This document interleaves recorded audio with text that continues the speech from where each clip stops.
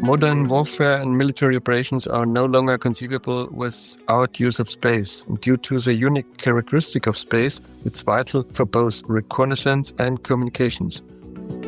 Hey Space Watchers, and welcome to another episode of Space Café Radio. Germany just committed 35 billion euros to military space through 2030.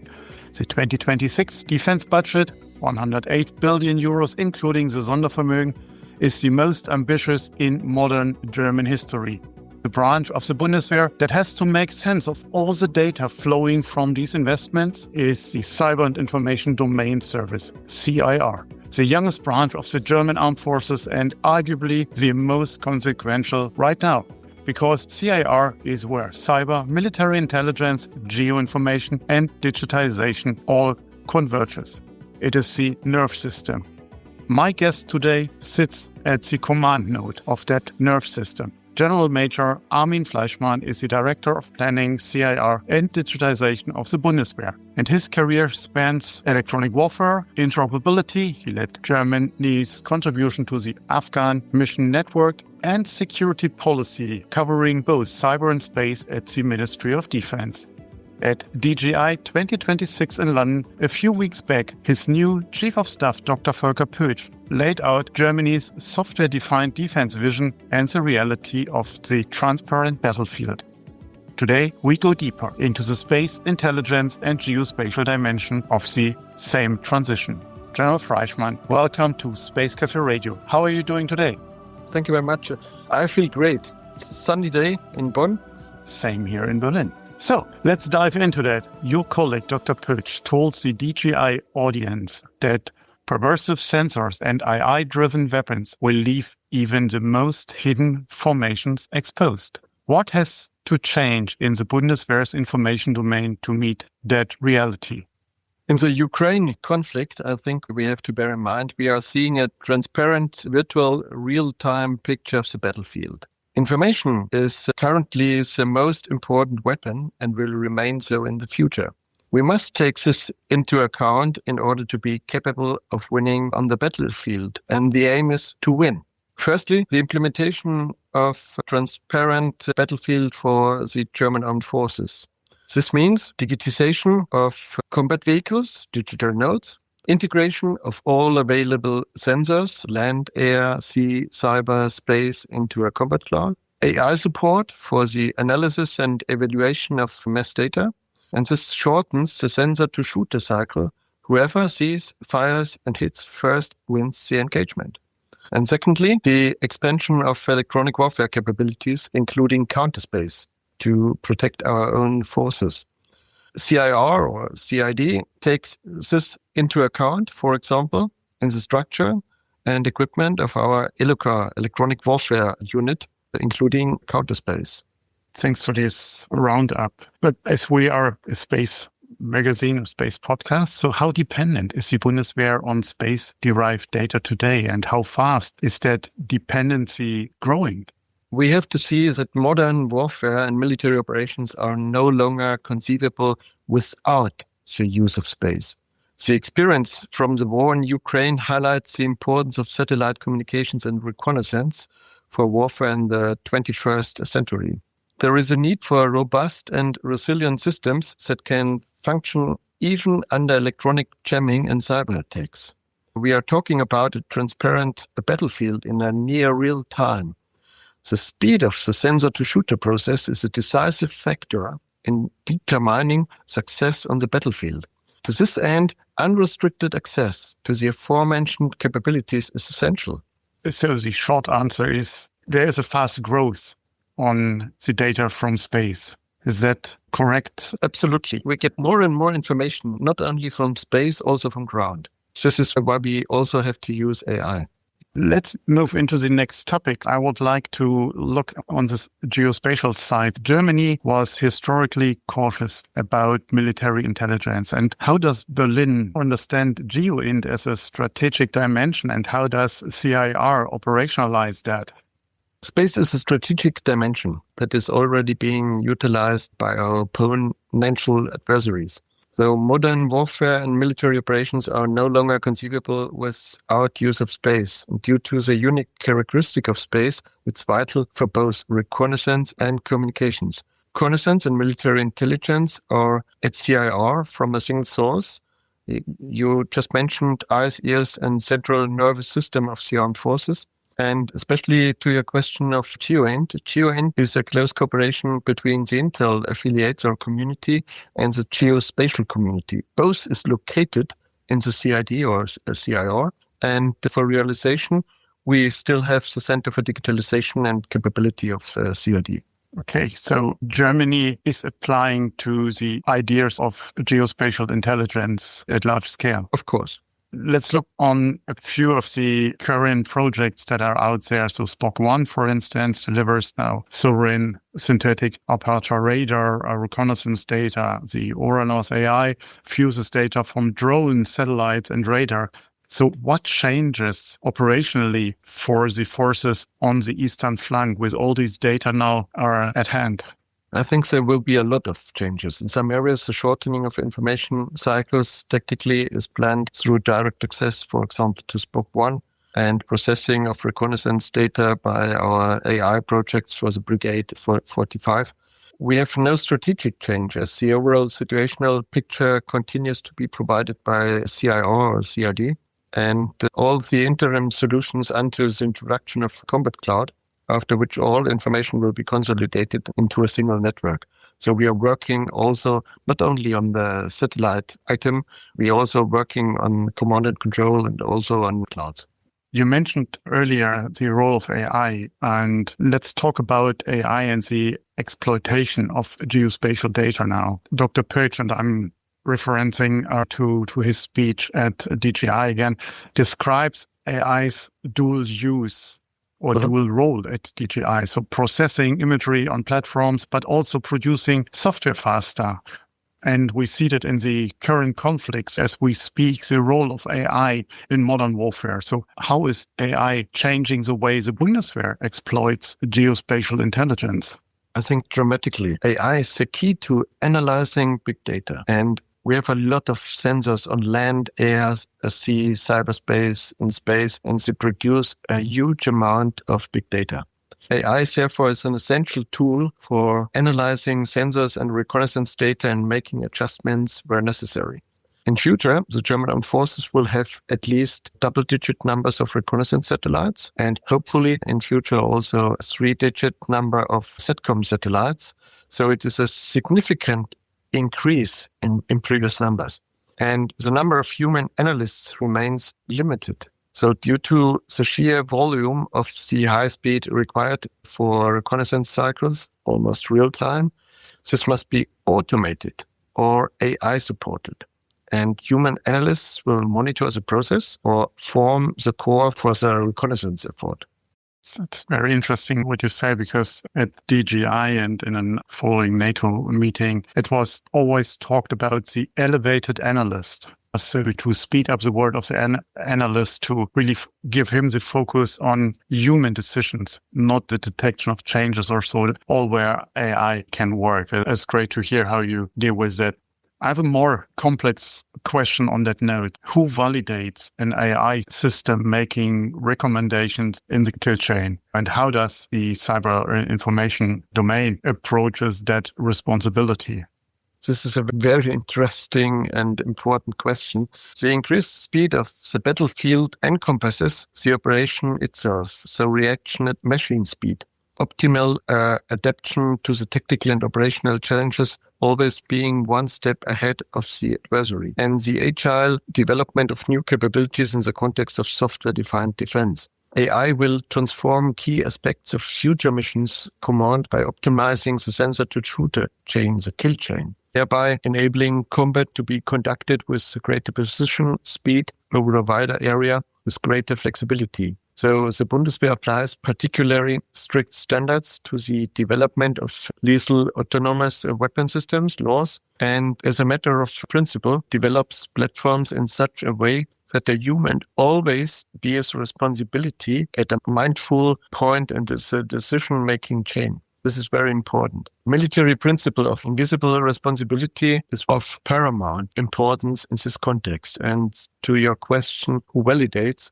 We are discussing and thinking about a special organization like we have in the cybersecurity. We have German military security accreditation authorities, and therefore we are thinking about a similar organization who covers this point of validating an AI system, especially in a weapon system. And I assume that Bundeswehr will have one or multiple own AI systems to run these operations. So not connected to the internet, not connected to one of the typical AIs that we all use in our daily life. Is that correct? Yes, absolutely. We are working in general with air-capped solutions, not connected to the internet. It is connected to our systems. It's also great to hear that we will still have a German in the loop. No, a human in the loop. But in our case, of course, then a German in the loop. We still have a human in the loop. But the main point in AI is responsibility. Once you took the decision that you shoot, the gun is out, the rocket is out, and you cannot say, okay, come back. So it has to do with responsibility. And in former times, we thought about man or a human in the loop, on the loop, or out of the loop. I think it's up to now, we saw, especially in the war in Ukraine, that it's more useful to speak about responsibility. I would like to pick up on one point that you mentioned earlier, the software-defined defense. And Dr. Pötsch talked about SCD and the open modular architecture during his keynote. So does that logic, decoupling the software layer, also apply to fusing classified intelligence with commercial satellite data and open source information? Or where do you differentiate those? I think you have to bear in mind software-defined defense initially refers only to the expansion of capabilities of the enhancement of systems performance through software updates. The experience we see in Ukraine shows that the software cycle can sometimes be as short as a week. For example, in the case of drones and electronic warfare, you have several upgrades a week in Ukraine. And when it comes to gathering information, the aim is to have a broad range as possible. For example, data used coming from all available sources, all sensors, whether public, for example, social media, or classified, for example, satellite imagery or other reconnaissance results. And the key requirements, especially also for software-defined defenses, the information must be reliable, must be transmitted securely with encryption, and must be classified and made available only at the appropriate security clearance levels. So it's a bunch of systems, but it's software defined. And it enables and gives the weapon systems the capability of having more than, let's say, one update a year or through a company. So it could probably get regular updates, several updates a week, for example, as we see in Ukraine. I would like to get what you just said into the Spock context. Spock uses commercial ICE-I technology in a sovereign Rheinmetall wrapper. Is that model, commercial capabilities, sovereign control, the template for how Germany integrates commercial space-based ISR/communication in the future? Yes, of course. In principle, we are already using this variant in Salupe and Zara. It is not new, also in cooperation with other partners. And however, the aim is increasingly to achieve greater autonomy. For example, to be less dependent in an emergency. In the final phase, the Bundeswehr would thus have a 3-digit number of own satellites and supplemented by commercial systems where necessary. For example, in the field of Earth observation, we just do it with other companies, commercial companies. And also in digital transformation for satellite communications, we are also using for diversity of systems, commercial satellite communication systems up to now. That means you don't have to own the assets. Yeah, you have to bear in mind, we are operating with a mix of services. We own services, for example, with satellite stage 4 or satellite stage 3 and the Lupe and the others. And on the other side, we buy information and pictures from commercial companies. So we use both. I would like to transition to something what is very important in my view, and that's interoperability among partners and in the alliance. So you led Germany's Afghan mission network, as mentioned before, and at the DGI, the UK-German software-defined defense partnership under the Trinity Agreement was mentioned. And with our Panzer Brigade R45 in Lithuania, is the open architecture approach the key to geospatial interoperability across NATO?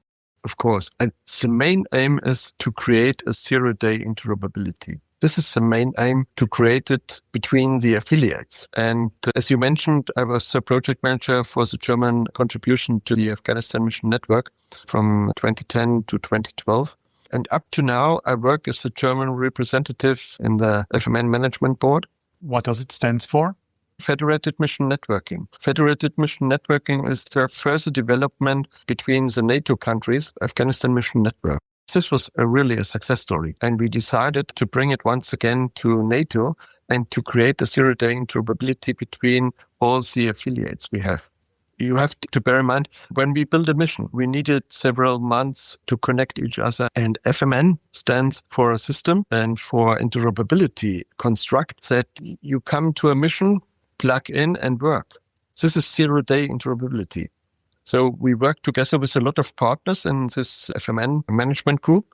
I think up to now more than 30 additional organizations, like also EU is working in it. At the moment, in the case of interoperability, you just mentioned also the Brigade 45. So we are working and producing projects also for them. And they are all, let's say, built with an open future cooperation capability for others. Germany over the last decades was traditionally a consumer of allied intelligence. And with the investments going into space security, does the Bundeswehr now sees itself as a provider, not just as a recipient? How much are we willing to give? The Bundeswehr has never been merely a recipient. With Salupe and Zara systems, the Bundeswehr is a powerful, recognized systems that deliver excellent results using radar. And we had a huge cooperation. At the same time, there's been years of cooperation with France on optical satellite reconnaissance, which complements our results cloud. And within the 35 billion, Germany is leading the way with upfront investment, whilst other partners can join in. So we are still open for cooperation. And the final configuration gives us a very good starting point, but also makes us even more attractive to partners. In the intelligent business, the rule is, if you have something to offer, you'll get something in return. You alluded to indirectly also to the German space security and safety strategy that came out with the example of the Anlehnungsstaat, where Germany is inviting others to partner. One message from your end to our international geospatial community: where is Germany headed and what should partners expect from us in the years to come? I think we go into the lead. And as mentioned, in future, we have more information and systems to offer for cooperation. And we are still open for cooperation with all the community. For example, the last week I spoke with the chair for IRIS², and we said, okay, we are ready to cooperate and to build interoperable system between SATCOM Stage 4 and IRIS² in the data relay service, for example. We are still trying to open our systems to be cooperable and to be interoperable between the nations. My last question goes to the next generation. Where does the next generation of talents for military, geo, and cyber come from? At FCIA, we have brilliant youngsters. We call them emerging leaders. They are under 40, and we have 250 of them with a brilliant network at FCIA Bonn. And I'm really glad to have those youngsters who work really with passion. But where does it come from? You're not growing them in the FCIA network. Are you recruiting them from the universities? Are these people that are knocking on your door or so? We have this challenge with the next generation of talents in all areas. What is your secret? You have to bear in mind, FCIA is a network. It's an open network, and we make them visible, or all participants coming to us, we make them visible in exhibitions, in a lot of events. we manage. So they come from all the companies we have in Germany. And these are the new generation coming from university and looking for a network. And we offer them with FCA a really professional network where they come in, can be connected and can bring in their ideas in some exhibition in startups or somewhere else. So it's really great. And I'm really fascinated from these emerging leaders. And they have a worldwide connectivity. We have to see that FCA International is about 40,000 members and more than 2,000 companies. So Germany, FCA Bonn is the greatest chapter in Europe, more than 1,300 members. And I think we bring in about 200 companies in total. And it is an open network. It's really fascinating. And I see a lot of emerging leaders changing their company, let's say 3 to 5 years. So I don't care about where they are, but they are really beneficial for the whole system. And I'm really proud of having them. It's the greatest community in Europe. General Fleischmann, thank you very much for your time and this conversation about a very important topic. Thank you. SpaceWatch out. Thank you. You're welcome. If you like these or other episodes of Space Café Radio, leave us a rating on your preferred podcast platform. It is the currency of today. And if you want to stay on the pulse of the space industry, please visit our website at www.SpaceWatch.Global and subscribe to our newsletters. And of course, don't forget to become a Space Watcher. I'm Torsten Kriening, publisher at SpaceWatch.Global, your independent perspective on space.